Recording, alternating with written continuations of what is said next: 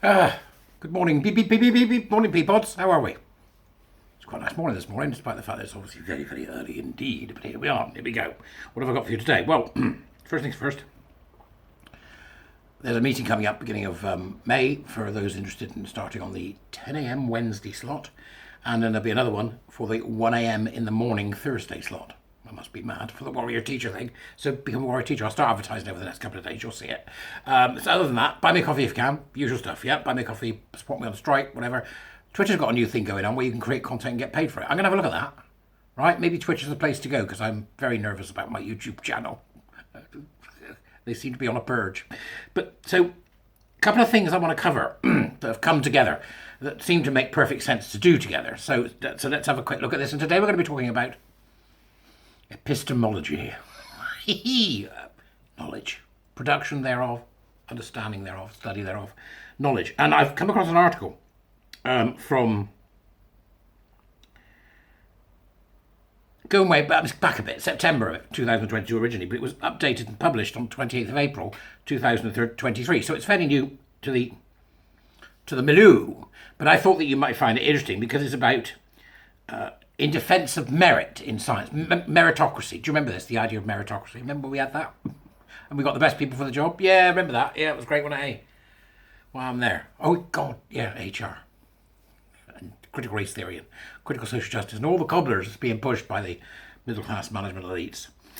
So this particular abstract, which is it's a very much an academic particular journal here from the Journal of Controversial Ideas. So it's in defence of science. And keywords, I like this. The keywords on this are, these are some good keywords, folks, right? STEM, enlightenment, meritocracy.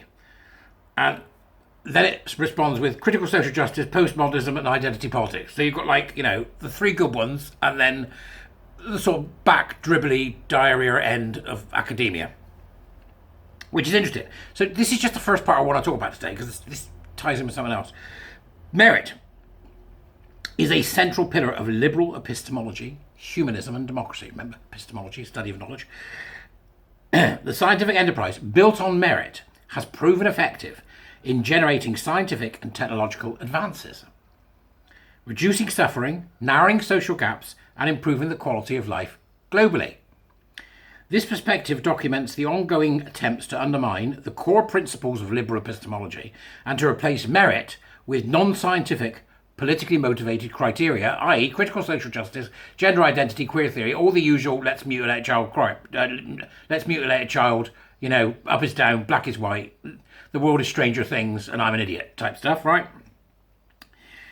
We explain the philosophical origins of this conflict, document the intrusion of ideology into our scientific institutions, something I've been screaming about for 4 years. It is 4 years. Bloody hell. We explain the philosophical origins of this conflict, document the intrusion of ideology into our scientific institutions, discuss the perils of abandoning merit, very much a peril to abandon merit, and offer an alternative, human-centered approach to address existing social inequalities. So it's an interesting one. You can download it. It's not an easy read, but it's a worthwhile read. So I'll stick it in the doobries, as usual, and you go and have a look. Now, there's a reason why this sort of resonated, was because there is a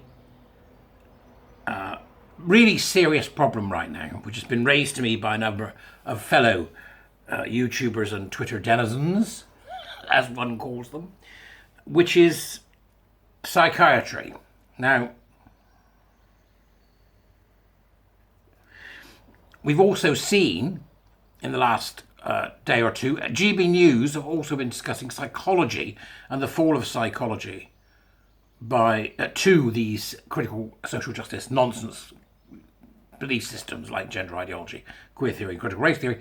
There's a new book called Cynical Therapies, which is out, which is worth a read. I recommend Cynical Therapies.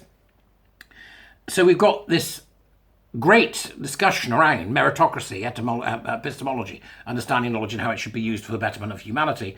And then we've got an article in Artillery Row, part of The Critic, which came from Yasmin Zenith. Now, you can listen to this if you wish, rather than actually read it, but it's in the Dubris, right? Okay, so you can have a look. This is about the Royal College of Psychiatrists. You know that I've fallen out with the Royal College before now. In my head, they don't even know who I am, but in my head, I fell out with them. I wrote about the serious schisms, says Yasmin Zenith, within the Royal College of Psychiatrists, it's very strange, RC Psych, and its members over the fraught issue of gender dysphoria in January. These divisions were explicit during recent elections. Dr. Lenny Cornwall is a consultant adult psychiatrist with an impressive career history. He recently tweeted, "Someone said anyone who voted for me was a bigot." Brackets, so that's 1,593 of us, close brackets. It would be nice if @rpsych made a statement now to refute that. In March, Dr. Cornwall stood for election to the RC Psych Board of Trustees on a platform that made explicit his commitment to provide evidence-based rather than ideological leadership. Well, good to Dr. Cornwall. Go, my good man, right? He pledged to seek to end RPsych's partnership with Stonewall. You can guarantee, if you're going to want to see a problem arise within an organisation, Stonewall will be at the heart of it, or the Stonewall acolytes and worshippers who infiltrate other organisations in HR and training, that type of thing, will also be part of it. So we can begin to see this now, can't we? We can begin to identify it. So, everybody should be checking by now whether who they're doing business with is doing business with Stonewall. And if they are, stop doing business with them. It's not complicated. Go woke, go broke. Yeah, right, okay, or something like that. So he pledged to seek to end the partnership with Stonewall. His manifesto elicited accusations of bigotry on social media. You bigot, you. And the automatic activist response to anyone who deviates from the gender orthodoxy ascendant across apex institutions, including the Royal College of Psychiatrists, is a chant of bigotry. That's I question this. You're a bigot! You're a Nazi! It's what they do in it because they're all mental, right? Despite the fact that they're in positions of power. People need to start pointing and going, yeah, you might be there in HR, but you're mental. Let's get them out. You, the mental one, sat in that office. Get out. Where's the MDs? What are they doing? Playing golf, I expect. Right. So, they called him a bigot, right? The closely contested election highlights dissent from members who are increasingly concerned about the infant of Stonewall and the lack of open debate on gender dysphoria and its treatment. Now, you know as well as I do, from my perspective, it's not. Gender it needs to go, right? It's not an idea. It's worth worrying about. It's just somebody in distress, and that distress is unlikely to be anything that's going to be helped by a batty belief system in a gendered soul that's sort of poured or perhaps piped like icing into your body. Maybe it is piped like icing. I don't know. When I spoke to him, Yasmin's had a chat with Dr. Cornwall. He was magnanimous and congratulated Dr. Billy Boland on his win.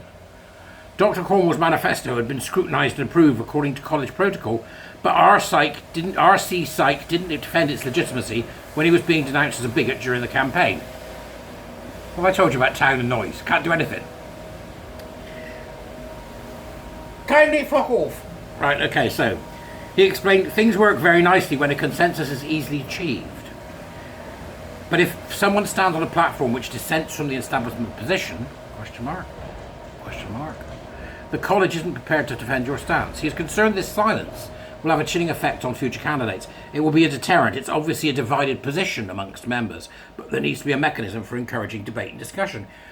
It's interesting, isn't it? This is the Royal College of Psychiatry, right, who are debating a belief system that began in the 1950s, was invented by a guy called John Money, on the back of somebody called Kinsey, and then passed through from pillar to post by various AGP men, right, and their handmaidens like Susie Green, and he's saying it's obviously a divided position amongst members. If they believe this and they are members of the Royal College of Psychiatry, revoke their membership. Why are you messing about? If they're all going around saying, you'll all be happier when you realise it's a flat earth, you'd revoke it. If they were going around saying, right, I'm now going to dance around with, paper clips hanging from my testes, I shall then spit on you in the face 3 times, say hello to the folks, Gracie, and we're away, you'll be cured. They wouldn't be members of the Royal College of Psych for long, would they? Just remove their membership. They shouldn't be there. They are believers in nonsense. What's wrong with you all? The absence of a forum for debate and the top-down imposition of ideological orthodoxy on gender and trans healthcare has been vividly described to me by the psychiatrist I've interviewed since an article in January. It is striking that all of the female psychiatrists I spoke to requested anonymity because they are fearful of repercussions if they speak openly. What does that say about the glacial climate for free? I love that word, glacial. The glacial climate for free speech within the profession. Phoebe, not actual name, Phoebe is a consultant adult psychiatrist with a decade of experience and a sharp analytical mind. She is scathing about the dominant influence of Stonewall and EDI on the issue of gender dysphoria. She tells me the agenda for EDI has become paramount. EDI dictats are unquestionable, and there is an atmosphere of fear which makes discussion impossible. You are made to feel like a fascist if you criticise the affirmative approach. Phoebe says ideological perspectives are inhibiting debate, and people are denounced for asking questions. This is the Royal College of Psychiatry, in which people are denounced for asking questions. What's wrong with you lot? Right? You're supposed to be smart folk. Get these twats out. I don't get it. If somebody came into my house, a group of people, right, started babbling about nonsense about souls and removing people's genitals and sacrificing flesh and then taking dumps in my front room, I'm not going to hang around and ask them what they're doing. I'm going to kick them out and then we might have a conversation. Why are they still in there? What's wrong with them? Get them out. Stop being so nice, you bunch of middle-class wibblers. That's what's wrong here, right? Can you imagine if this was a construction site? Right, pick them up, boys. Just get on with it and kick them out. You frustrate me, you bunch of tossers. So there you go, right? Okay, so then they had a webinar, right? Okay, they had a webinar last November, which has been written about by Yasmin again, so you can follow the links that's in the Dubras anyway. One of the presenters, wait for it. She is again, Dr. Jo Hartland, who is Deputy Ed Director for EDI at Bristol Medical School. Bristol Medical School, who recently stopped feminists from speaking. Get these people gone. What's wrong with you all? Right? If the universities were actually being treated like businesses, you get them out. You get them out. If the Royal College of Psychiatry had to behave like a business, they'd be gone. Right? They'd be gone. This is why capitalism works, because you can get rid of twats. Right? Take the hit. So one of the presenters, Dr. Jo Hartland, who is absolutely deranged, by the way. Remember? Fingers in hand man. Why does he keep woman? Why does she keep popping up? Claimed that 45 questions from Royal Psych members were 80% transphobic. 45 questions were 80% transphobic. Wait. 45 questions were 80%. This person's insane, see? 45... Why didn't you just say that 40 questions were all transphobic?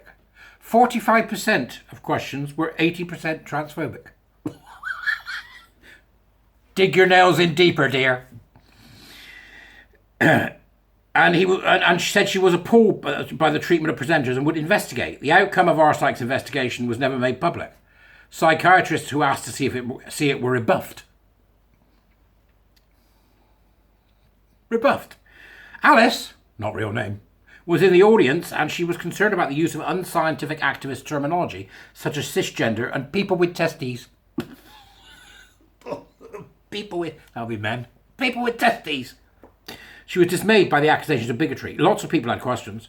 We were all characterised as transphobic, hateful. There is an atmosphere where you can't speak. This is not upholding the values of the college, the values of the profession, the values of the average psychiatrist.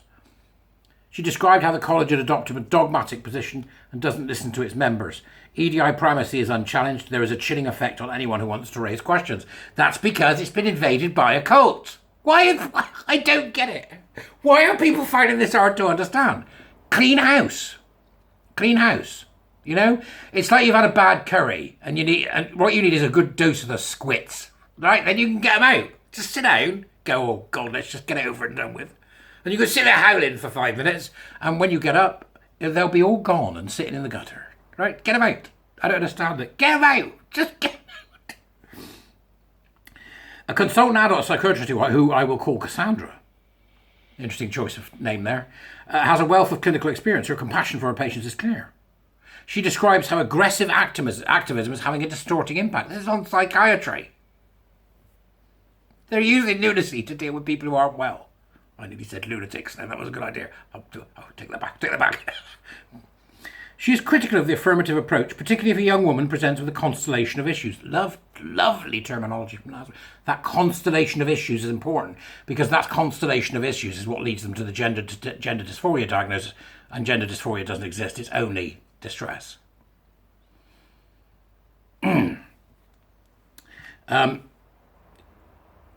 She is critical of the affirmative approach, particularly if a young woman presents with a constellation of issues, including a background of sexual abuse, which we know is possible, and various other things we've discussed before on this channel. Cassandra used to deliver annual lectures to junior doctors to pass on her clinical knowledge and expertise. But she has stopped out of concern that she will be reported for failing to adhere to orthodoxy on gender dysphoria. She has no confidence her trust would support her if that happened. Medical education is becoming increasingly ideological. We'll look back at this like we look on lobotomizing patients. And I think you're absolutely right, Yasmin, in saying so. You know? It's eugenics. These people are insane.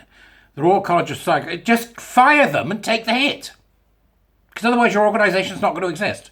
Fire them, the Royal College of Psychiatry. Tossers. Dr. Adrian James is the current president of the RC Psych. Adrian, you wibbler. Right, his tenure ends in July. Good. Bug off. His commitment to EDI had been explicit. In a blog to celebrate Pride in 2021, he announced RC Psych was signing up to both Stonewall's Workplace Equality Index and its Diversity Champions programme. He wrote, "When I announced I was running for president in 2019, I made equality and diversity one of 4 key priorities. When I did that, supporting the LGBTQ plus hands, knees, bumps, daisy community was central to what I wanted to achieve."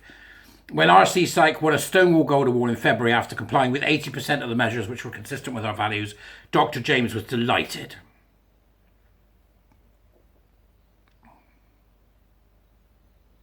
He made a commitment to ban on conversion therapy. Go and have a read of the whole thing. It's a great article, very well written.